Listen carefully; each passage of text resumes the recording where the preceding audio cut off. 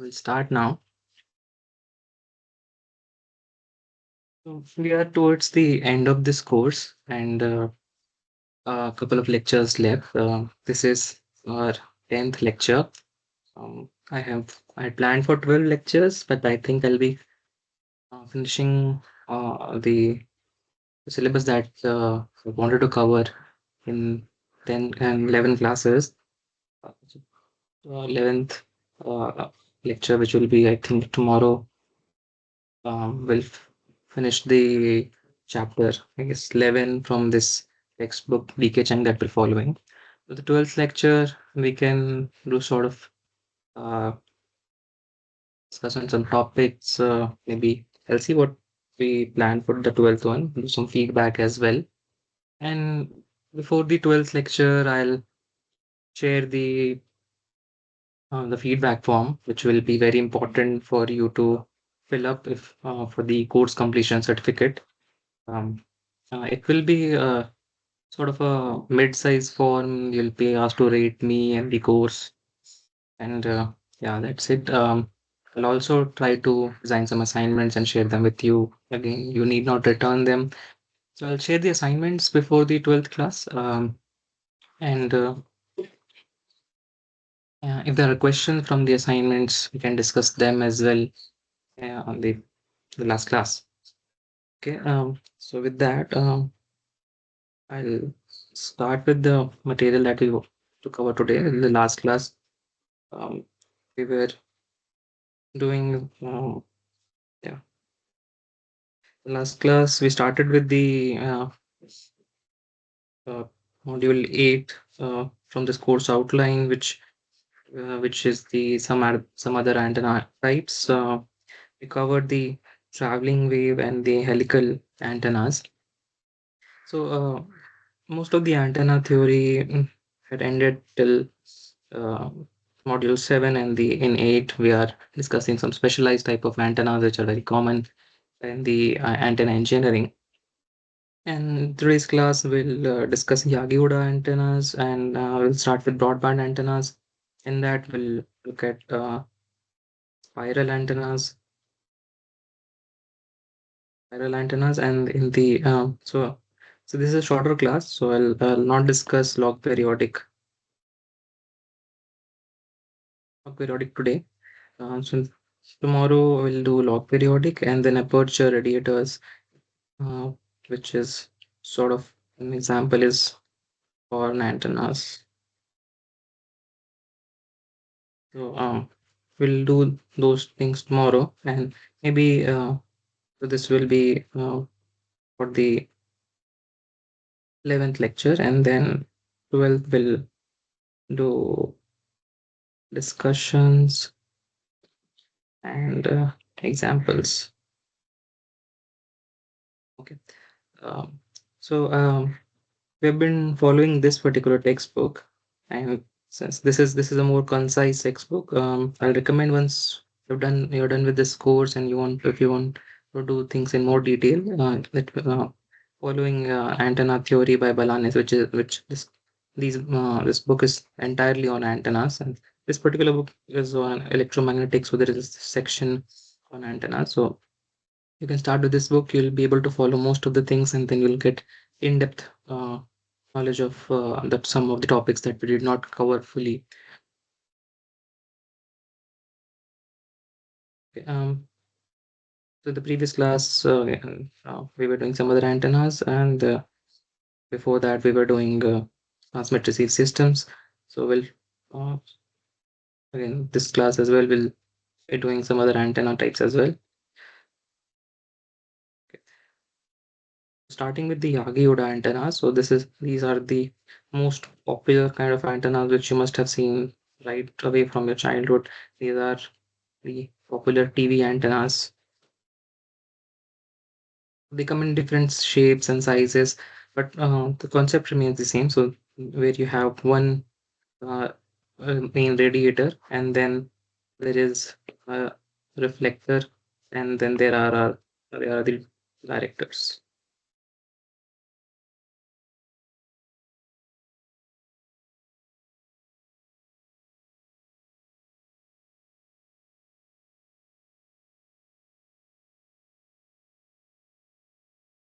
So one type of antenna that is of particular practical importance is the Yagi-Uda antenna.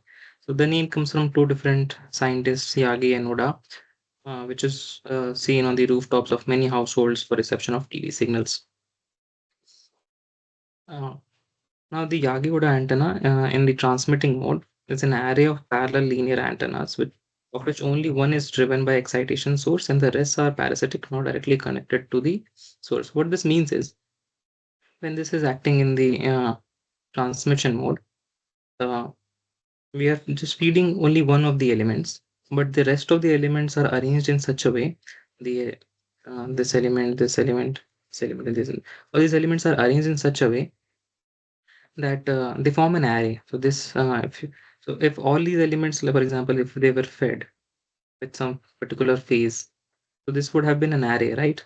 But the design is such that we don't need to feed all the elements, or only feeding one of them, and the energy which is coupled between the first and second element, and the second and the third element will act such that this becomes like an array. So that's what it says, that it is in the transmitting mode. It is an array of parallel linear antennas, of which only one is driven by an excitation source. So we are only exciting one of the elements, and the rest are parasitic. The parasitic means that basically it is not fed by themselves, but it will catch hold of the radiation from a neighboring element and then re-radiate it. So the waves which are we excite this antenna, it radiates, and then it's coupled by the nearing and the nearest element. It and then and this element re-radiates that radiation, and this similar thing goes on with the different elements. So this is how the Yagi-Uda antenna works. And since this acts as an array, it gives you better performance in terms of gain, bandwidth, directivity, and so on. So basically, you just this particular element, which is like which is a dipole, but without exciting the other elements, we're creating an array, and hence we know that arrays give us several advantages over a single element. And in the receiving mode, an electromagnetic wave impinges on all the elements of the array, but the received signal is collected from one active element. So again, so this was for the transmitting mode, right? And in the receiving mode, when wave is incident on this antenna, all the elements will receive the incident wave, but only one of them will actually collect the incident wave. Uh, Only this particular element will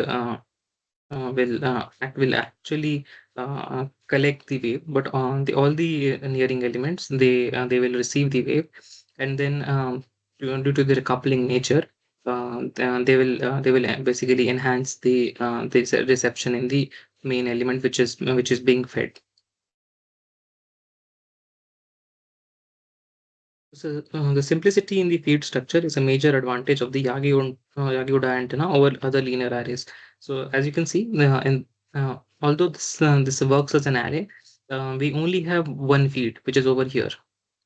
We have only one feed, which is over here. The rest of the elements are not fed. So the feed is very simplified, but we get the advantages of an array with this particular antenna.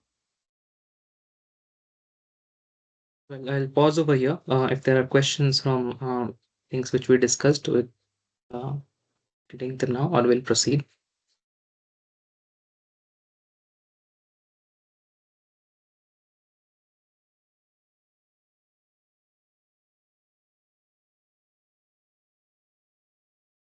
Just to reiterate, this we call this Yagi-Uda array, but this has only one feed.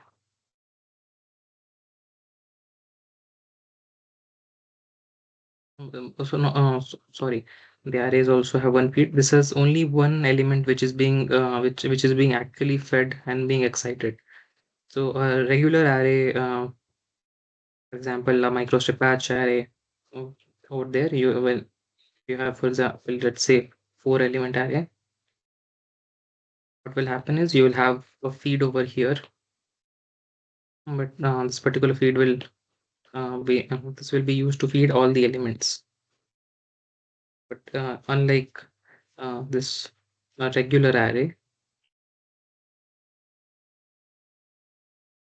this Yaguda only has one element which is being fed, and the rest of the elements basically uh, re- re-radiate the waves from the previous element, and hence they and since these parasitics basically, because they are not themselves being excited, uh, are so they are parasitics,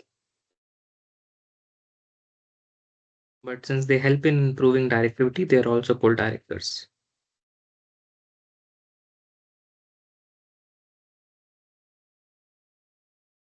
Okay, we'll proceed. This particular figure is a typical sketch of Yagi-Oda array, but this could also take different forms. You must have seen this particular radiator in some of the antennas. They may be circular or some other forms, but again, they will have uh, the directors with them. Over here, the element two is the driven or the active element. So you have to see which particular element is being fed. That is the driven or the active element, and is normally a dipole of approximately slightly less than half wavelength long, tuned to resonance. So over here, we don't have to stress on this, but it says it is slightly less than the half wavelength to tune for resonance, because we're adding so many parasitics over here. So to get the resonance at the desired frequency, we might have to tune the length of the dipole, and this is usually little smaller, or well, length is slightly less than the half wavelength, but again, this is a dipole.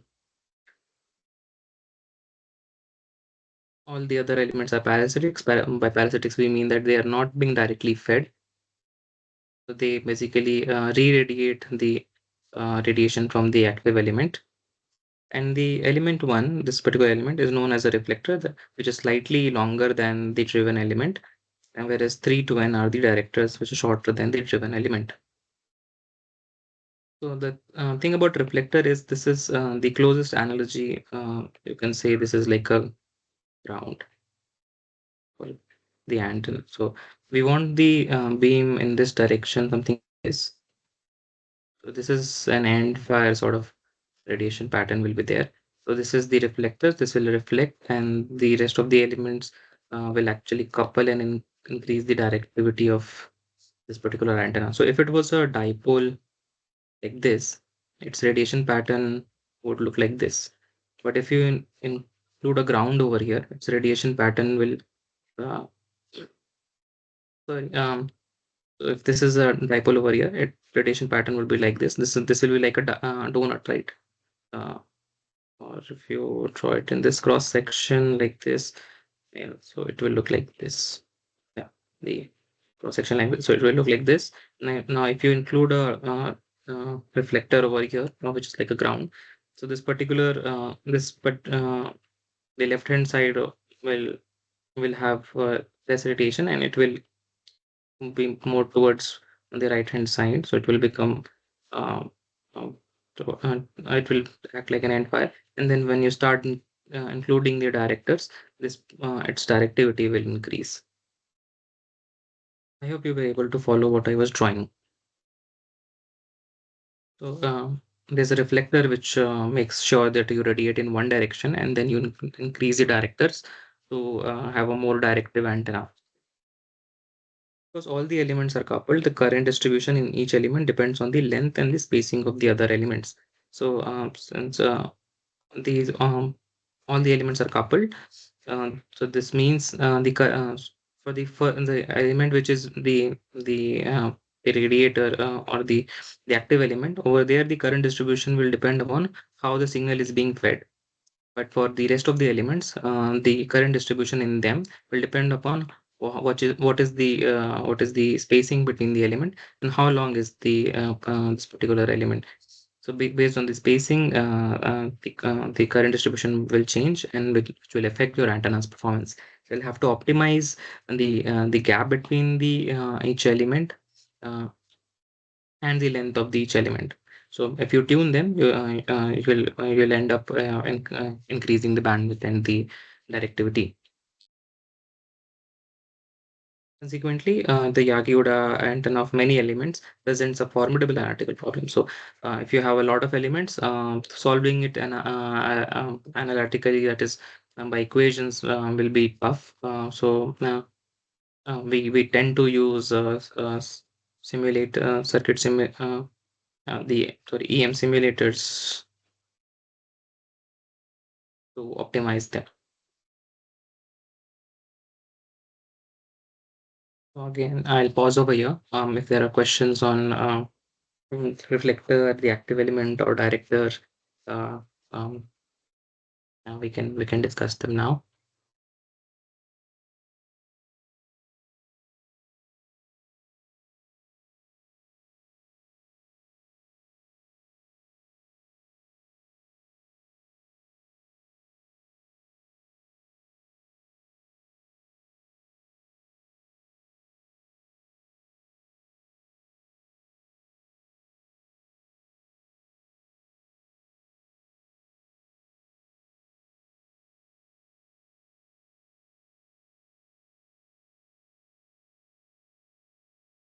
Either unmute yourself and ask the question, or write it in the chat. Either thing, whichever is best for you.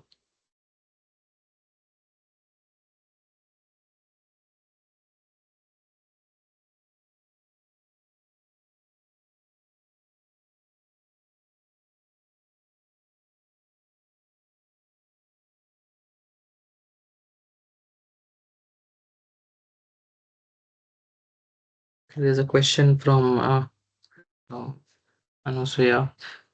Why the reflector and the directors have dimensions longer and shorter than the active element? So the dimension of the reflector is longer because, as I said, the closest analogy I can give you is that it's a ground plane. And for example, if you have a radiator in space over here, so you have a radiator, and and you want all the radiation to be towards one direction. What you do is you bring a ground plane, so the uh, the waves are focused towards one of the directions. So hence you have a longer radiator. So if also longer reflector. So if the reflector is smaller than the active element, you will have more like larger back lobe. What you're trying to do is we're trying to reduce the back lobe. So we bring in a longer reflector, and the longer the reflector, the better it is. But we cannot have an infinitely long reflector. So we try to optimize it such that we have the smallest back lobe, and the length of the directors are shorter uh, than the uh, uh, than the active element, because what we try to do is when we optimize them, we have seen that uh, a shorter length actually has a better coupling. Like it's not very significantly shorter, but it's slightly shorter than the active element. That this improves the coupling, and because the current distribution is such that it is excited, like the coupling is better. And it also if since this is a little smaller than the main element, its resonance will for example, for a dipole, if this is the S parameter, right? This is the if this is the S parameter S11 for this particular antenna, and it's resonating at F naught. The next element is a slightly shorter. What you'll have is you'll introduce another resonance just next to it. So this will increase the bandwidth slightly. And if you keep on placing directors such that its length is slightly shorter than the previous one, and then you try to optimize it, what will happen is we'll keep increasing the bandwidth as well, and at the same time directivity as well. Um, that's one of the reasons why I think this the directors are slightly shorter than the active element, and then the reflector is slightly longer than the reflector is longer than the active element. Were you able to follow my explanation? Should I reiterate or put it in some other way? Anushya, do you have any or do you have any follow-up questions on this?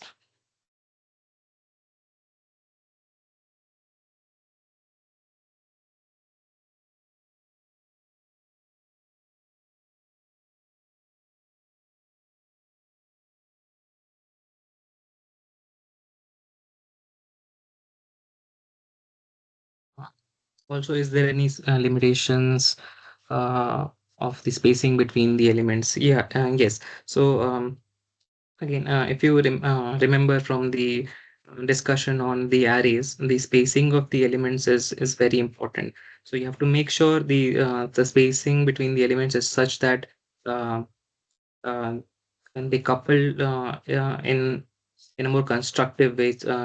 So if I remember correctly, it's usually it should be less than lambda by 2, uh, or yeah, water wavelength, right? So it should be uh, yeah, should be lambda. It should be less than lambda by 2 or lambda by 4. I'm not sure, but I'll recommend you can read Balanis on this. So I had worked with planar Yagi antennas for some time, and as I remember, if you vary the length, if you vary the spacing, the coupling between the elements changes, and it should not be very close, but you can optimize it to I think lambda by 2 or lambda by 4, somewhere there. It's the best. If it's very far away, it would not couple very properly, and if it's very close, it will affect the resonance of the active element or the nearest element. Yeah, you got it correct. So the limitation is like the array elements. Yes. So this acts like an array, but it's just that only one of the we have only one active element.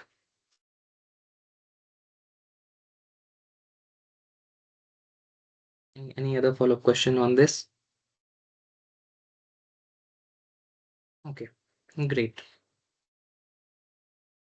So I'll pause again, so that you can go through the text, and if you have any follow-up questions on this, or anybody else has any questions on uh, what I explained, or what follows the discussion with me, and so yeah, if there are any other questions on this.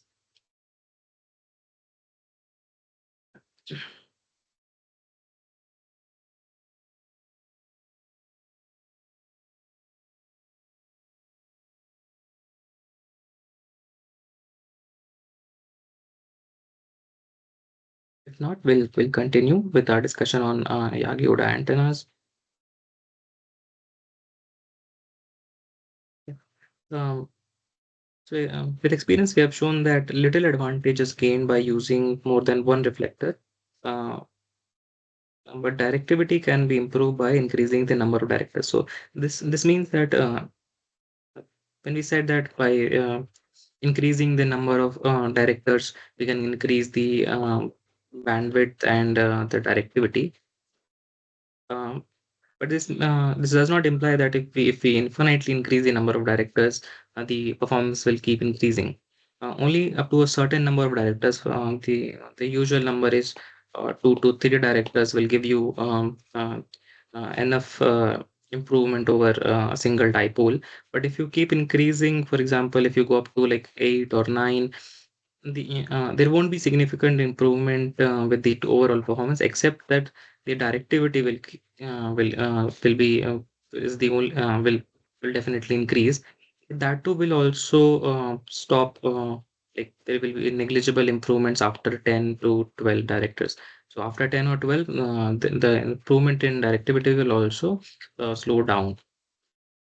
So this is based on also based on my own experience on simulating such Yagi-Uda antennas. So to increase the directivity, I went up to 10 to 12 directors. Um, but what I had observed was after 3 to 4 directors, the gain of the antenna did not increase, or neither did the bandwidth.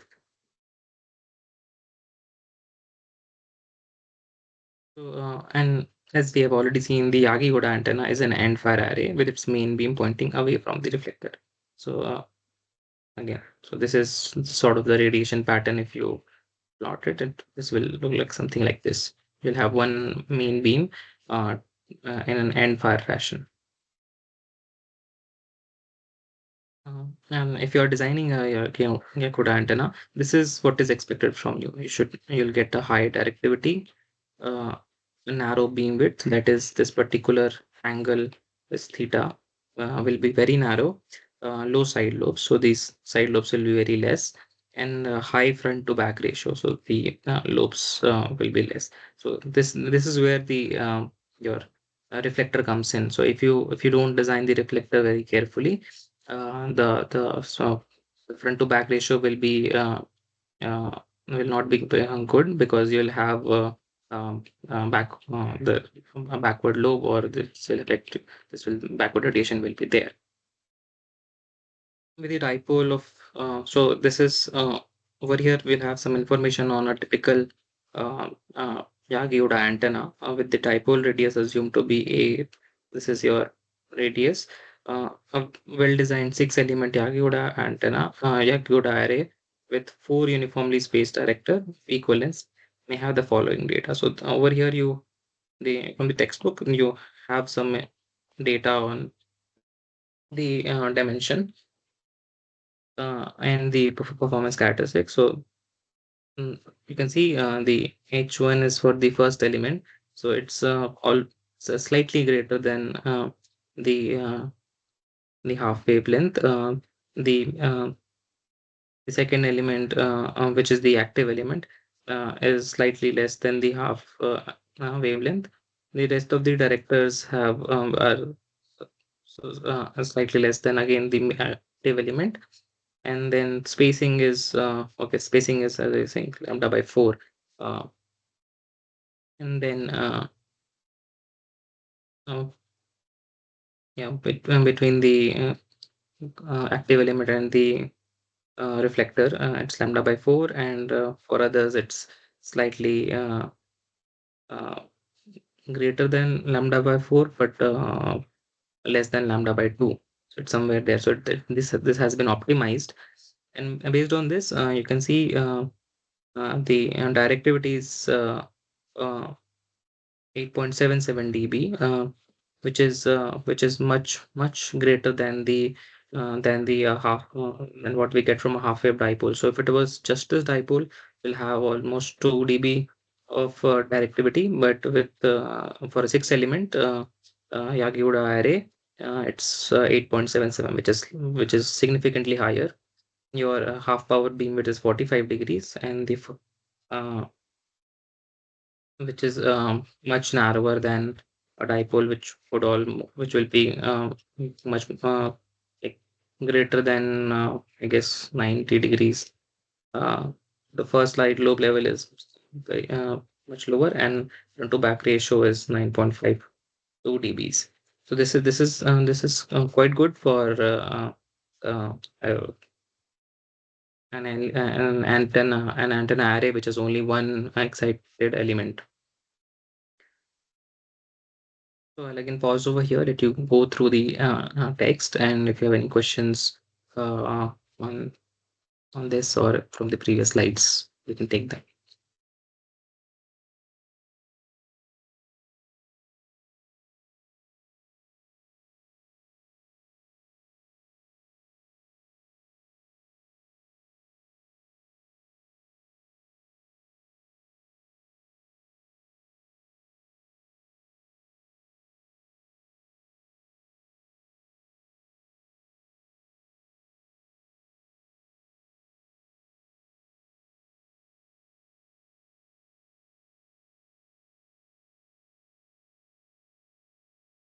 I guess now there are no follow-up questions on this.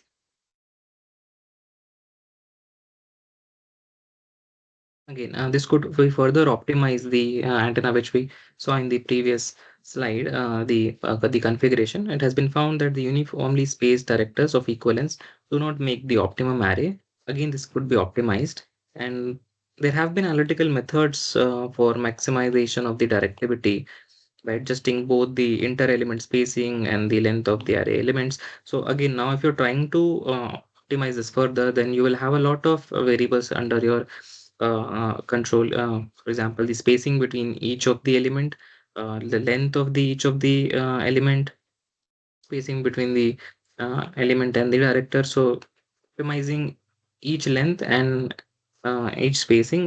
This is a lot of variables to optimize, but and there have been analytical methods as well. But if you do that, you can further improve the performance of this particular array. Uh, the effects of finite element radius and the mutual coupling between the array has to also be taken into consideration. So there are a lot of things to consider. So that's why when we said that the analytical uh, derivations or the analytical solution to designing a Yagi-Uda antenna is a bit more complex than just designing a simple array of linear elements. But if you optimize all of them, the each enter element spacing and each enter element length, so this is what you end up with. So you have, and this is your radiator, sorry, the reflector. This is the main radiating element, which is again very similar to the previous uh, dimension that we saw. But see the director's length changing. This one is slightly this one is smaller than the active element, but the next element is smaller, slightly smaller. Then the element after that is slightly longer. Then the next element is smaller. So this basically this particular these lengths and the spacing between them when they change, uh, enhance the coupling between the inter elements, which is on which the performance of the antenna relies on, and this could be optimized. And upon doing that, you can see the previous uh, design had a directivity of 8.77. Now this has been increased to 12.58, keeping the number of elements same. The half power beam width has also been reduced significantly, and then the first side lobe level has also improved. This is much smaller than the previous one, and the front to back ratio has also been improved. So if you optimize all the elements individually, you could achieve a performance like this antenna. So I can pause over here. I'll let you go through the slide, and if there are any questions on uh, the antenna design for Yagiuda antennas. The next slide will start with broadband antennas.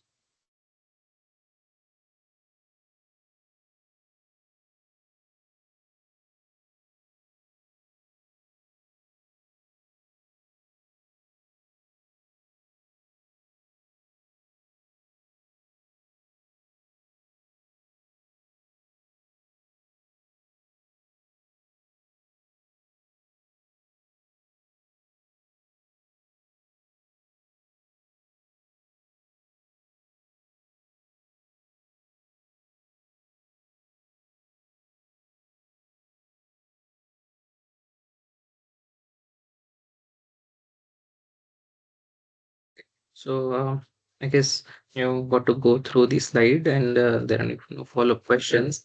If there are any, you can again get back to me by email or to the WhatsApp group or write in the chat.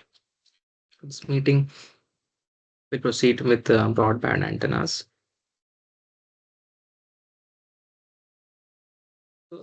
First, there will be a lot of text now on the need for broadband antennas and what they are. So we'll just go through them slowly. To provide flexibility and versatility, antennas are often required to operate over a wide frequency range with satisfactory pattern, impedance, and polarization characteristics. So when designing an antenna, we have to consider a number of things. For example, what is the resonance frequency? Your device to which the antenna has to be, your transmitter system might require a the antenna to resonate at more than one frequency or in a wide range of frequency. For example, you want to receive uh, um, signals at within a particular frequency range. There is not exactly just one frequency. So you will need a wideband antenna or a broadband antenna, and within the entire band, the antenna should have should have a satisfactory pattern. The impedance should be matched at all those frequencies or throughout the frequency range. Radiation pattern should if it's a and fire sort of performance. So it should have same or similar pattern in the working range, and it should have if it is circularly polarized, it should be circularly polarized throughout the frequency range, or if it's linearly polarized, it should be linearly polarized throughout the frequency range. So a lot of things have to be considered while designing the antenna. And while designing broadband antennas, that is antennas which work in don't which do not just have one resonance frequency, it has multiple resonance frequency or it resonates throughout a band. These things become more challenging as compared to just one than designing an antenna, a narrowband antenna, which resonates as one or a small range of frequencies. It's challenging to define the useful bandwidth of an antenna in general terms because what is useful depends critically on applications. So again, when people say this is a wideband antenna, or this is this is the useful band. So these terms are like you cannot define them in general terms because what is useful, what do you want to for example, when designing an antenna, you should know we should know what frequency that we want to work on. Like, for example, if it's that we want to receive only at one frequency, or if we want to receive at multiple frequencies, based on that information, we get to know what is the useful band for that particular antenna. Let's say if you design an antenna which works from 1 to 18 gigahertz, but your device only operates in the S band, like 2 to 4 gigahertz. So for us, the useful band is only 2 to 4 gigahertz. But it's all right if you have an antenna which works from 1 to 18, and you can use this particular antenna for your device which works in 2 to 4 range. But not the entire band is useful to us. So so an antenna which works in 2 to 4 gigahertz would just suffice for our particular device. So what is useful depends on the application, but the bandwidth of the antenna if you, the can be greater than the device. Your antenna must your antenna must work in that particular range that your device has to work on. Normally, one refers to the characteristics of the radiation pattern, namely the uh, directivity, the main lobe beam width, or the side lobe levels.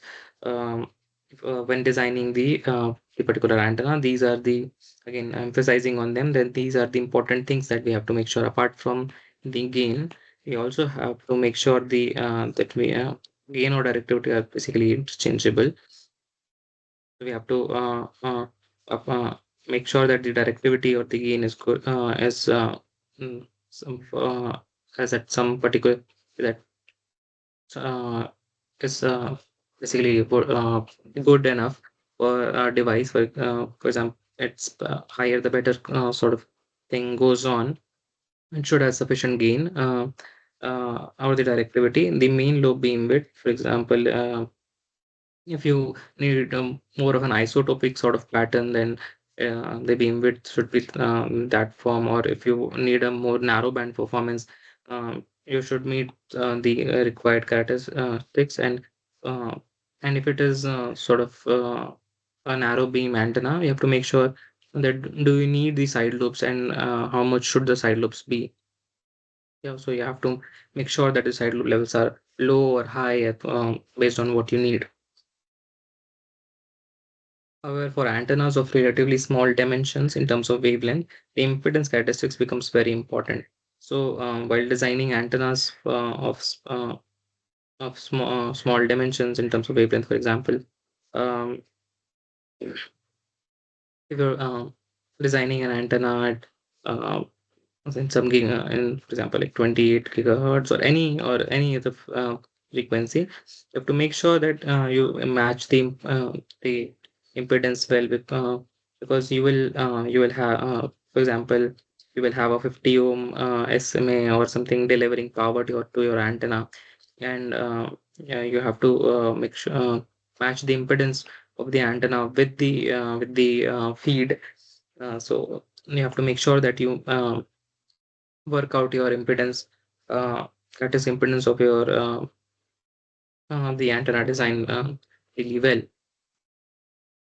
And again, based on your polarization needs, do you need a circular polarization or do you need a linear polarization? And in most cases, your circular polarization is a limiting factor on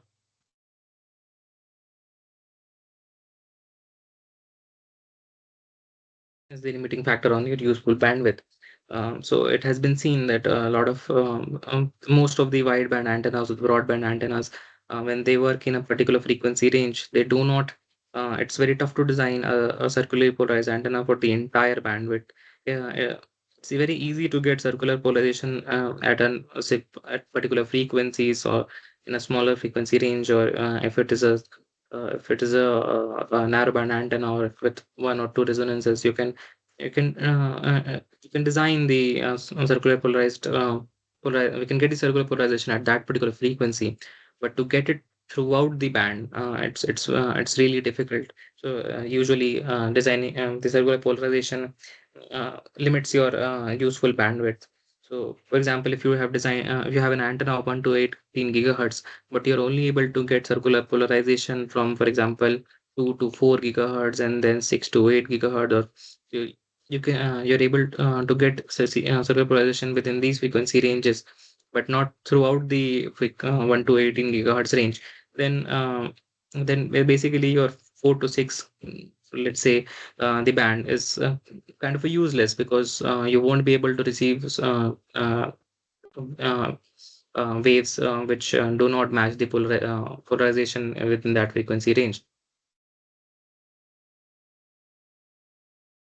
Again, so also the bandwidth of the linear dipoles is also is very narrow. So the things that we discussed in the class that we had a thorough discussion on linear dipoles, but they have narrow beamwidth. So I'm sorry, not they have narrow bandwidth. Uh, and increasing the thickness of the dipoles improves the bandwidth slightly, but the latter can seldom be more than few percent of the design center frequency. So a usual a dipole antenna will have like 5 to 8% of bandwidth or something like that. Uh, a patch antenna will give you like most certainly be less than a 15%. Uh, uh, with You'll have 15% bandwidth. When I say bandwidth, it's the uh, uh, upper operating frequency minus lower operating frequency by the center frequency. 200. This is your this is the definition which I'm talking about the bandwidth. So it will most certainly be less than 15%. But if you need bandwidth which is larger than this particular percentage, you'll have to work on the design and you'll have to come up with different techniques.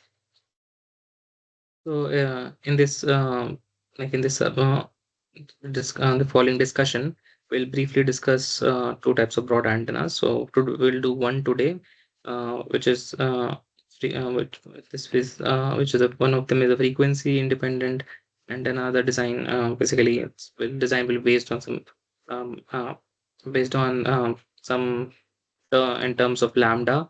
So you could use design a particular antenna at different frequency. This is the spiral antenna that we'll discuss today on the coming slides. And then in the next class, we'll do a discussion on log periodic antenna. The design of in the next class, we'll also we'll do some maths as well on the design concepts of log periodic dipole arrays. Okay, okay. So before we proceed, I'll just pause over here so that you can go through the text, and if there are for questions on this, you can either unmute yourself and ask, or write in the chat, whichever works best for you.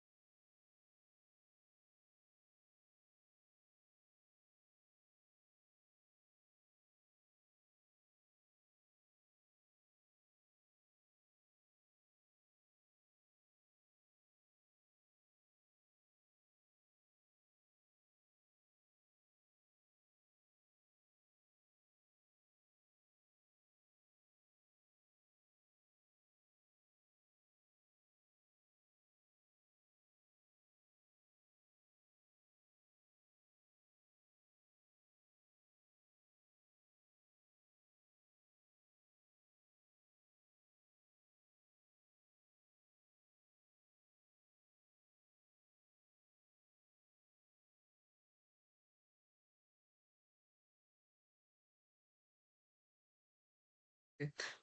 I believe that was a lot of text for like very short duration, but we'll go through them to understand the need of and the uh, importance of broadband antennas and what are the challenges with them. So we'll proceed with the discussion. Uh, so now we'll still start a discussion on the frequency independent antennas, which evolved from the observation that the pattern and the impedance characteristics of an antenna depends critically on the dimensions and the measured wavelengths. So what we mean to say is, when designing an antenna, for example, it's just uh, the simplest discussion that we had, or the discussion that we had was on dipole antennas, right? We had a dipole antenna, and we could give its resonance. For example, for to resonate at a particular frequency f, its corresponding wavelength is lambda, and we say that the dipole has a length of lambda by 2. So, and irrespective of what this particular frequency is, we know that the dipole will have a certain type of radiation pattern. And then based on the radiation pattern, uh, we can give we can give the beam width, the directivity, and so on. So uh, irrespective of what this particular f is, we can give all these characteristics. So and similarly with other antennas as well, it has been observed that the pattern and the impedance characteristics of an antenna depends on the dimension in the measured wavelengths. And is by changing, and so it's irrespective of whatever it's irrespective of uh, the frequency that we want to design on.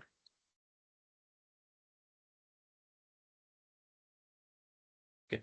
Um, so you can basically, what we are trying to say is that for a particular sort of antenna design, we know how the radiation pattern would look like, and we can scale that particular antenna. So we know that from the risk that there is a if we uh, if we have worked with horn, you know that the horn will have end fire sort of radiation pattern, and this could be designed for any frequency, so you can scale it. So antennas having similar geometric structures will retain the same radiation characteristics if a frequency change does not change the ratio of the antenna dimensions to the wavelength. That is, if the dimension of the antenna structure is scaled in wavelengths.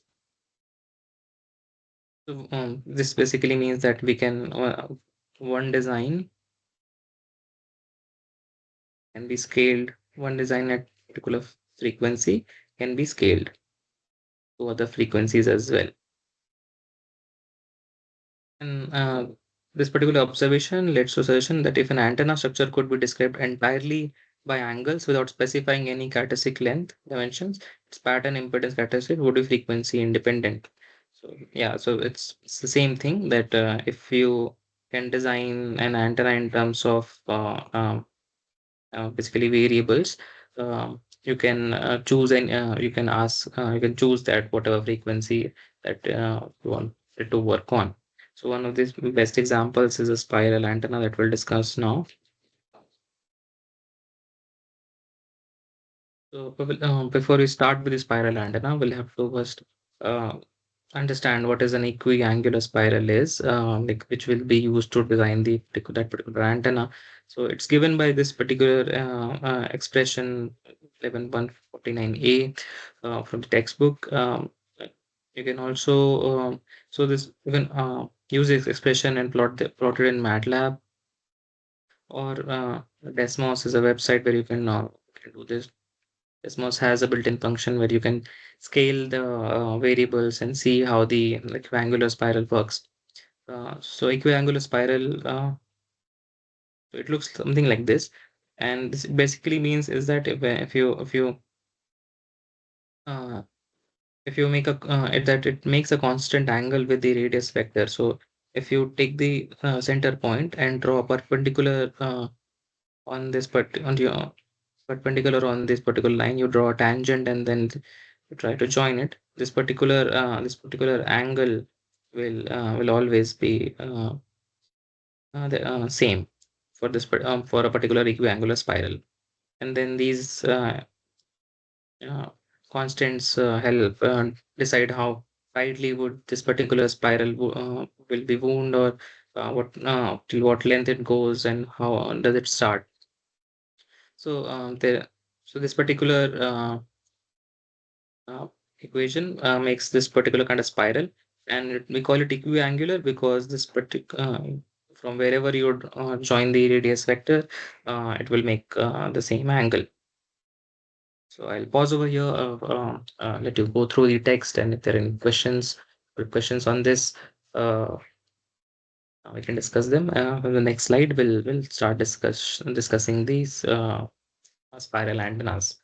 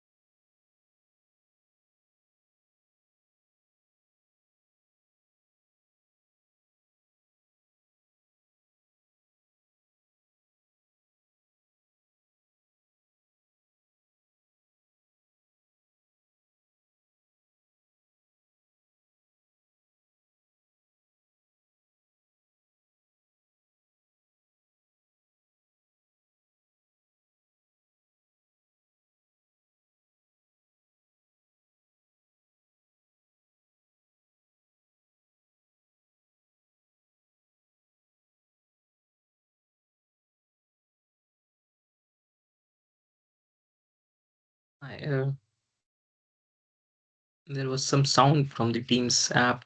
I hope I'm still connected. Do let me know if I get disconnected. Okay, so we'll proceed with the discussion on spiral antennas now. Um, as I said, you can use you can write the equation plotted in MATLAB or use Desmos. So here is the link which I'm attaching in um, the material that I'll share with you. The slides. You can use this link to get to the website and then play with the equiangular spiral with the different elements. It will get you an understanding of how the spiral changes based on by changing R naught A and your delta. And using these spirals, we can design an antenna which looks like this.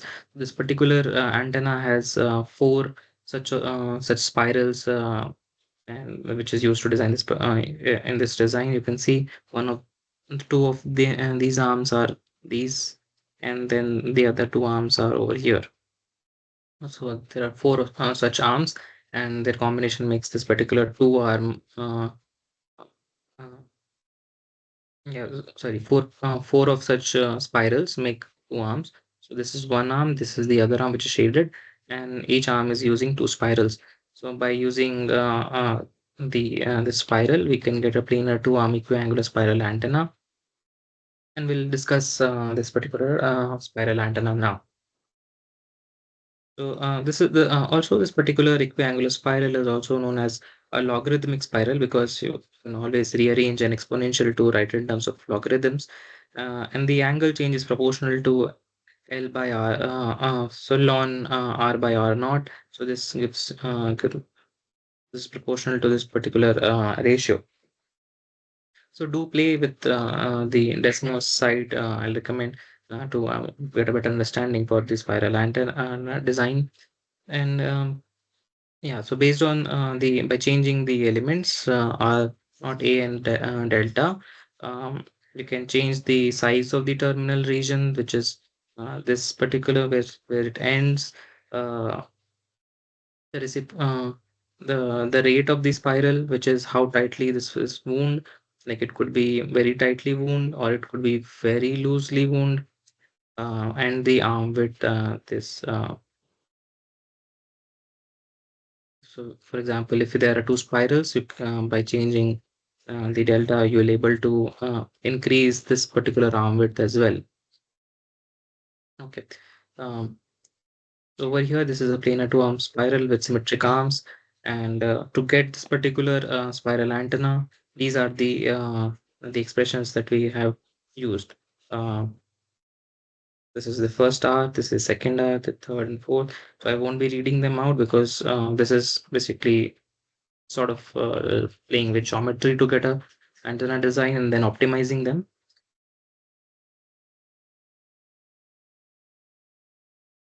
Antenna, the excitation is at the center, and this when given a voltage difference over here, the two of the arms are excited. So one way to visualize is that you have, for example, you have a dipole like this, then you start twisting the dipole to form a spiral, and then this particular the arms of them, then they start flaring.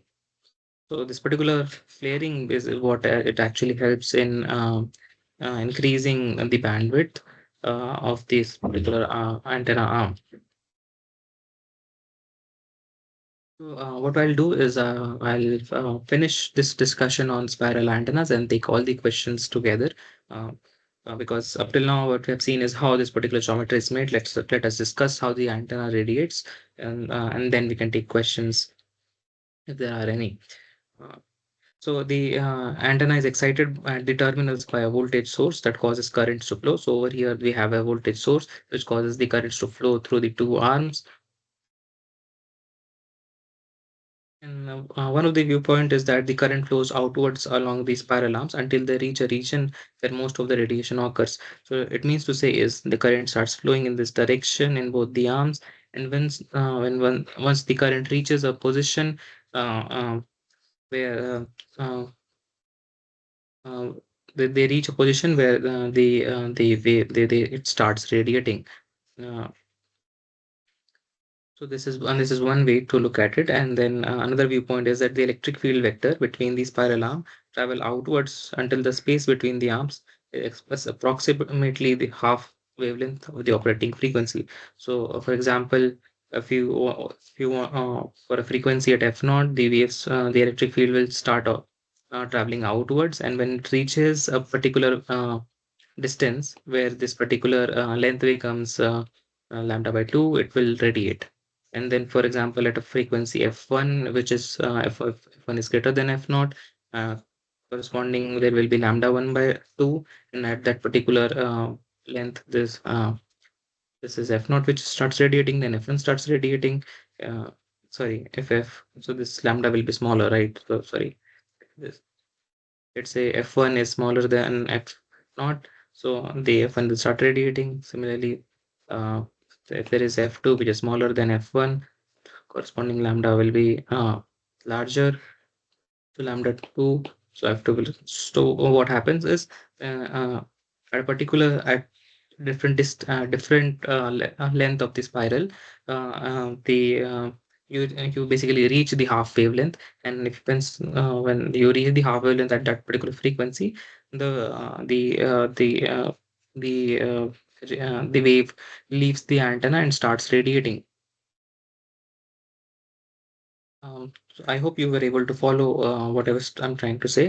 What I'm trying to say is uh, the the electric field of the wave travels through the arm, and once it reaches that particular lambda by 2 length, it starts radiating. And for each frequency, when this particular uh, uh, criteria is met, it starts radiating, and hence we get a broadband response.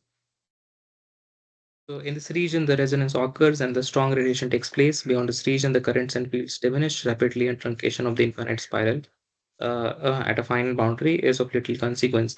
So once you stop, basically you'll have to stop the antenna at some distance, right? You'll have to, yeah, you can only make a finite size antenna. So in, and there is a maximum wavelength that you can go up to. For example, let's say f is uh, lambda lambda max is the maximum wavelength that you have, and this determines your uh, smallest frequency uh,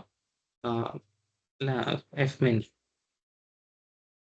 and then you can have radiation starting from a particular frequency f max, which is the smaller frequency where you have the impedance match. So you get a frequency range of f min to f max from this particular spiral design. So as again reiterating, well, the electric fields start traveling in the arms, and once they reach the lambda by 2 for that frequency, it starts radiating.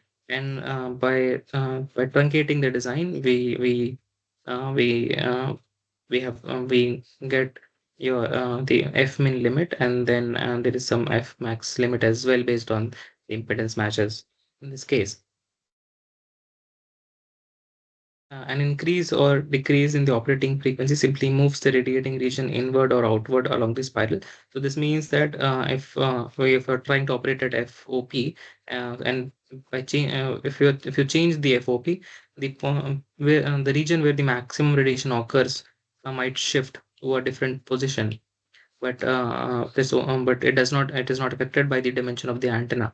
But there might be a case where when you reduce the FOP to such value that this radiation region moves outside the antenna, and in that case there will be no radiation. As a result, automatic scaling process takes place, and the pattern and impedance characteristics remain independent of the frequency. So in this case, the radiation characteristics and the impedance, they since they are a function of the antenna structure, and so you can operate this particular antenna at different frequencies, and hence we call this a broadband antenna. So I'll pause now and take questions on design of the spiral antenna and its working if there are any.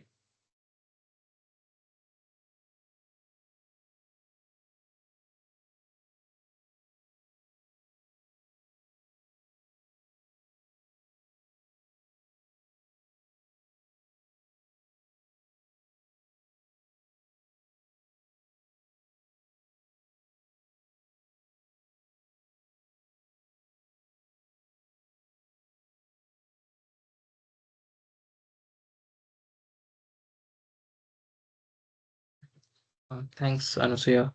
Uh, if there is no questions from Anusuya and anybody else, if you have any questions, so anyways, I'll pause over here so that you can read the text and so that if there are any questions, and if there are any questions, we'll discuss.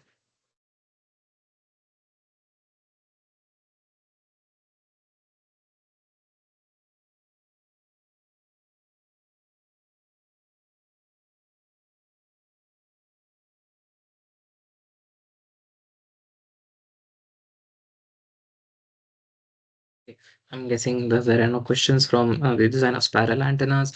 Um, uh, what we discussed now, so we'll proceed then. So like other things that we have from spiral antenna is that the this particular structure is circularly polarized, uh, which is which is observed from the designs and the testing. Uh, and we have already had a discussion on circular polarization. So this particular design, we had seen if you have two dipoles which can be crossed to make turnstile pattern, you get a rotating electric field, and in this case also the electric field starts rotating, and hence you get a circularly polarized structure. So there are many ways to get a circularly polarized waves, and this is one of the ways to achieve a circularly polarized wave. And if the frequency is changed, the radiation pattern rotates about the axis normal to the spiral, but again keeping the circular polarization with the structure. Strictly speaking, the spiral must extend to infinity in order to be truly frequency independent, but we cannot have that. We'll have to truncate it somewhere, and this basically puts a limit on the minimum frequency that we can have. So this and also the important thing is that this particular spiral is radiates. This has a so if you see the spiral from the top, from the side view, the spiral looks like something like this, like a disc. So it has a radiation pattern, which is like a broadside pattern, and it radiates on both the sides of the plane, which might be undesirable in some cases. So what we can do is we can have a ground plane below the spiral. So this will make it the broadside radiation and just on one side of the plane, which is what we typically do. This the same thing was seen with the argued antenna. So there was this dipole which radiates in both the directions, and then we included a reflector so that it radiates only in so one direction.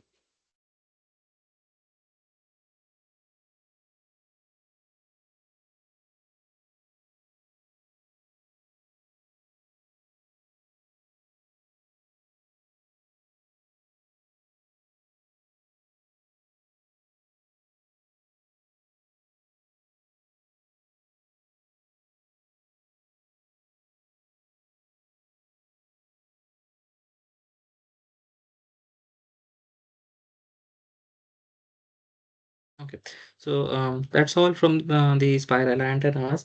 Uh, the next class will be discussing log periodic antennas. So up till now, so in today's class that we discussed spiral antennas, which are broadband, but we have a circularly polarized antenna. And if in case if we need a linearly polarized antenna, can we have a broadband antenna with linear polarization? And for the answer is for log periodic antennas, which are very popular again. Um, we'll discuss log periodic antennas in the next class. I'll stop today's class over here. And if there are any questions from the material that we discussed today, we can have a discussion now or later in the WhatsApp group as well. Um, so we'll continue our discussion on some other antenna types, uh, log periodic and aperture radiators. The next class.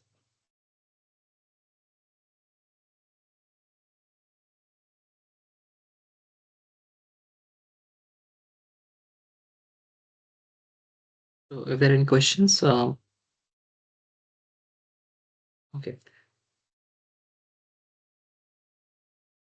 no questions, I believe. So we'll end the class for today. I'll try to take a class tomorrow as well, and send a few assignments as well, and we'll share the feedback form after tomorrow's class. And I expect everybody who needs a certificate to make sure they fill up the feedback form, which will be used to generate the certificates.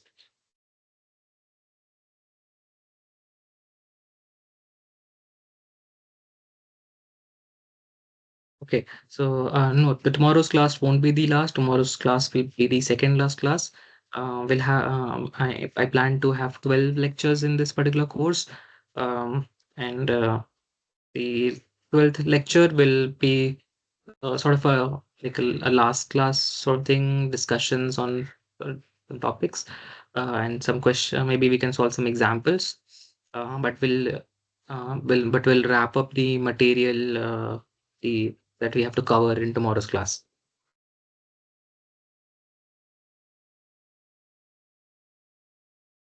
I'll make these announcements in the WhatsApp group as well. For folks who were not able to join with us, and or just the students who are following lectures through the class material only.